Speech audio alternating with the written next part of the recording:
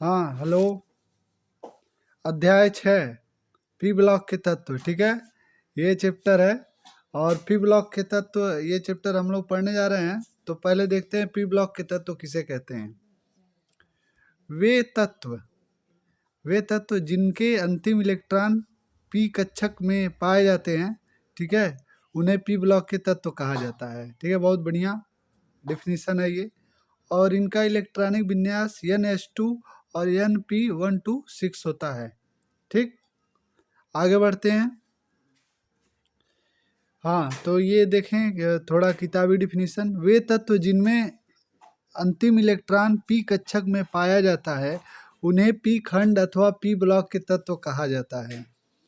P block तत्व आवर्त सारणी के वर्ग 13 से लेकर वर्ग 18 तक, ये मायने रखने वाली बात, 13 से 18 वर्ग तक में आते हैं। ठीक है, पी ब्लॉक के तत्व वर्ग 13 से वर्ग 18 तक। ठीक, इस खंड में धातु और अधातु दोनों होते हैं।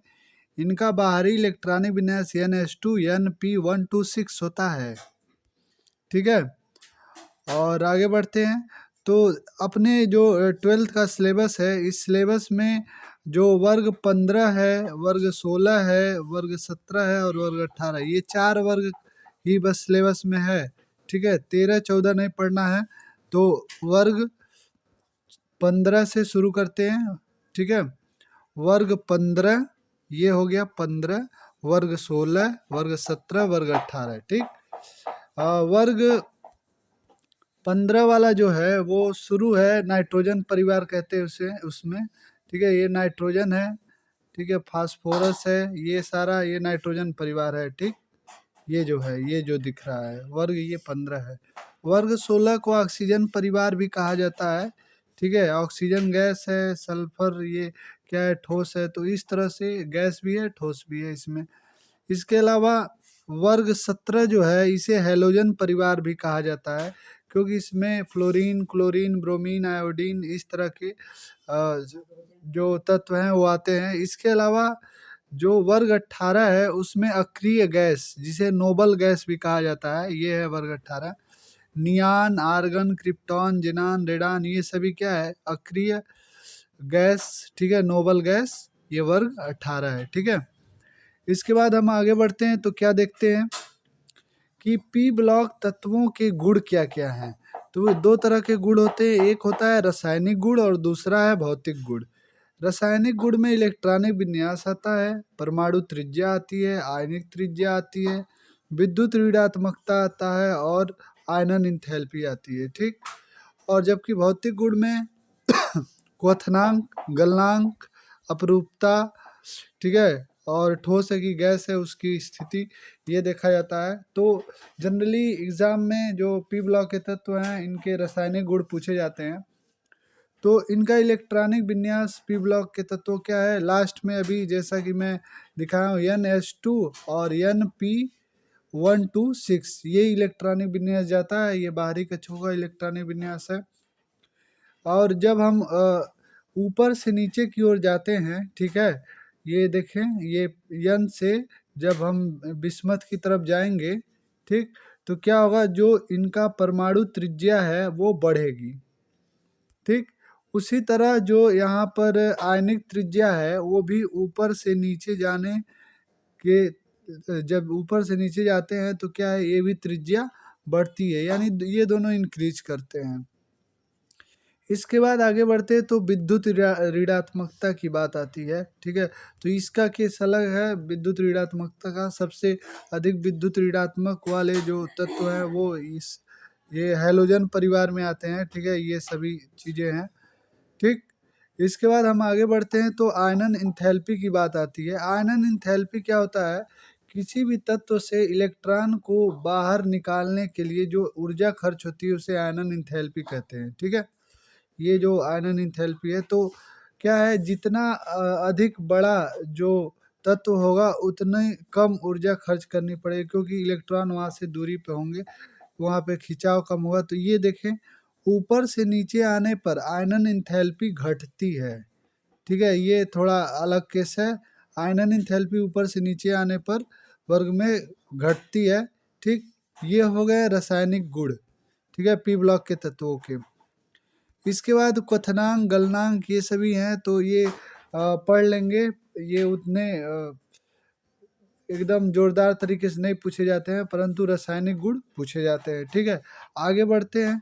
तो ये जो अभी चीज़ें बताया मैंने, इसका डिफिनीशन यहाँ पे दिया हुआ है, ये डिफिनीशन पढ़ लेंगे। ये देखें, इस डिफिनीशन में जैसे ये दिया है, विद्युत ऋणात्मकता का डिफिनीशन है कि वर्ग में नीचे से नीचे की ओर जाने पर परमाणुविक आकार में वृद्धि के साथ साथ विद्युत ऋणात्मकता का मान घटता है। हालांकि भारी तत्वों में इसका यह अंतर बहुत अधिक नहीं है। ठीक है, नीचे जाने पर क्या हो रहा है, विद्युत ऋणात्मकता का मान घट रहा है। उसके बाद अगला डिफिनीशन है आयनन इंथैल्पी। वर्ग में नीचे की ओर जाने पर आयनन इंथैल्पी परमाणुविक आकार में लगातार वृद्धि के कारण घटती है। ठीक है, आयनन इंथैल्पी नीचे जाने पर क्या हो रही है, घट रही है। ठीक है, आगे बढ़ते हैं। आगे देखते हैं, ये विगत वर्षों में बोर्ड परीक्षाओं में पूछे गए प्रश्न है। जैसे यहाँ पे क्वेश्चन दिया, हैलोजन रंगीन क्यों होते हैं। ठीक, तो हैलोजन रंगीन क्यों होते हैं, क्योंकि ये इनका जो बाहरी कक्ष होता है, ठीक है, इसमें क्या होते हैं, इलेक्ट्रॉन पूर्ण रूप से नहीं भरे होते हैं, आंशिक रूप से भरे होते हैं, इसलिए ये क्या है, कलर शो करते हैं। ठीक है, कलर शो करते हैं हैलोजन। इसके बाद आगे बढ़ते हैं, अगला क्वेश्चन है अक्रिय गैसों की उपयोगिता क्या क्या है। ठीक है, ये बहुत ही फेमस क्वेश्चन है, ये बार बार पूछा गया है, इसे स्टार बना लेंगे। ठीक, इसमें देखते हैं कि हीलियम के उपयोग, जैसे यहाँ पे दिया हुआ है कि क्या क्या इनका उपयोग है। तो हीलियम का उपयोग, ये भी अक्रिय गैस है, गुब्बारों, वायुयानों के टायरों आदि में भरने में काम आती है। ऑक्सीजन के साथ मिश्रण गोताखोरों द्वारा सांस लेने के काम में आता है। भोज्य पदार्थों के संरक्षण में इसका काम आता है। बहुत कम ताप उत्पन्न करने में भी इसका काम आता है। इसके अलावा नियान का क्या उपयोग है, नियान का उपयोग है विज्ञापनों, साइन बोर्डों, वायुयान के प्रकाश गृहों में, टेलीविजन, रेडियो और फोटोग्राफ आदि में, वनस्पति उद्यान और ग्रीन हाउस में। इसके बाद आर्गन के क्या क्या उपयोग हैं, ये सारे अक्रिय गैस हैं। ठीक है, नियान के साथ इसका मिश्रण चमकने वाले विज्ञापनों के काम में आता है। आर्गन आर्क का उपयोग एल्युमिनियम और स्टेनलेस स्टील को जोड़ने के लिए किया जाता है। ठीक, आगे बढ़ते हैं। उत्कृष्ट गैस सक्रिय क्यों होती है, अगला जो क्वेश्चन है, उत्कृष्ट गैस सक्रिय क्यों होती है, तो उसका यहाँ पर आंसर दिया हुआ है कि अक्रिय गैसों के बाहरी कोषों का इलेक्ट्रॉनिक विन्यास NH2 NP6, ठीक है, होता है, जो कि अस्थायी इलेक्ट्रॉनिक विन्यास है। बाहरी कोषों में अधिकतर इलेक्ट्रॉन उपलब्ध होने के कारण ये तत्व अन्य तत्वों से रासायनिक संयोग नहीं करते हैं, जिसके फलस्वरूप ये तत्व निष्क्रिय कहे जाते हैं अथवा निष्क्रियता नहीं करते। इसका मतलब है कि वो किसी भी अन्य धातु से रिएक्शन नहीं करते हैं। ठीक है, अभिक्रिया नहीं करते, इस कारण इन्हें क्या है, अक्रिय कहा जाता है उत्कृष्ट गैसों को, क्योंकि इनका जो बाहरी कोश है वो पूर्ण रूप से भरा होता है। ठीक, अगला जो क्वेश्चन है, ये 5 नंबर में ये आता है, हैबर विधि द्वारा अमोनिया के औद्योगिक निर्माण विधि का सचित्र वर्णन कीजिए। ठीक है, अमोनिया का निर्माण, ये उत्पादन अमोनिया का बहुत ही जरूरी है, ये क्वेश्चन बार बार पूछा गया है। कह रहा है यदि शुद्ध नाइट्रोजन और हाइड्रोजन के एक संबंधित 3 के अनुपात के मिश्रण को गर्म किया जाए तो अमोनिया बनती है। जैसे N2+3H2 equal to 2NH3 plus energy 23,400 calorie. ठीक है, उसके बाद इसको पढ़ लेंगे।